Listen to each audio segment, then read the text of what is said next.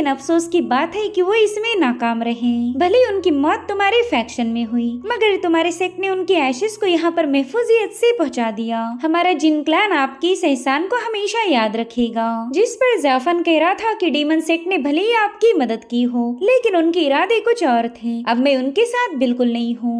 Well, इस सारी बातें होने के बाद वो बंदा ज़ाफन से पूछने लगा कि बताए आपका यहाँ पर आना कैसे हुआ। तो ज़ाफन उसे बताता है कि हाल ही में हुई ग्रेट बैटल में बीस्ट गॉड बुरी तरह से घायल हुआ था। वो मौत के कगार पर था, मगर फिर भी भागने में कामयाब हो गया। अब ये सुनकर वो बंदा थोड़ा सा शॉक हो जाता है। ज़ाफन उससे कह रहा था कि जब तक बीस्ट गॉड जिंदा है, हमारी दुनिया पर हमेशा खतरा बना रहेगा, और इसीलिए मैं इस पोटेंशियल थ्रेट को हमेशा के लिए एलिमिनेट करना चाहता हूँ। जो सुनते साथ ही वो बंदा हैरान होकर ज़ाफन से पूछने लगा कि क्या तुम वाकई बीस्ट गॉड को मार सकते हो। जिस पर ज़ाफन ने जवाब दिया कि मैं अपने आखिरी दम तक उसे खत्म करने की कोशिश करूंगा। ये सुनते साथ ही वो बंदा कहने लगा कि आपकी हिम्मत की दाद देनी चाहिए। अगर आपने वाकई अपना मन बना लिया है तो मैं भी आपके साथ हर एक डिटेल शेयर करूंगा। दरअसल ये हमारे क्लैन के सीक्रेट रिकॉर्ड्स हैं। इसके मुताबिक हमें बीस्ट गॉड के ओरिजिन के बारे में कोई इन्फॉर्मेशन नहीं, लेकिन वो बंदा एक्सट्रीमली पावरफुल है। इस रिकॉर्ड के मुताबिक ना ही बीस्ट गॉड को मारा जा सकता और ना ही उसे डिस्ट्रॉय किया जा सकता।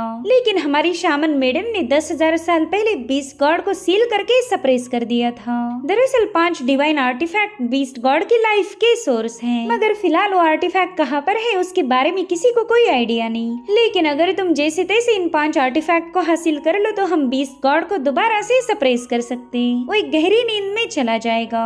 मगर भले ही वो आर्टिफैक्ट तुम्हारे हाथ लग जाए, लेकिन बीस्ट गॉड को रिस्टोर करना आसान नहीं होने वाला। वो ह्यूमैनिटी को डिस्ट्रॉय करने आया है, तो वो भला इतनी आसानी से सप्रेस कैसे होगा। हमारी मेडन ने बीस्ट गॉड को कंट्रोल करने के लिए 8 फियर्स मिस्टिक फायर एरी को एस्टेब्लिश किया था। इसी फॉर्मेशन के जरिए उन्होंने बीस्ट गॉड को ट्रैप कर लिया।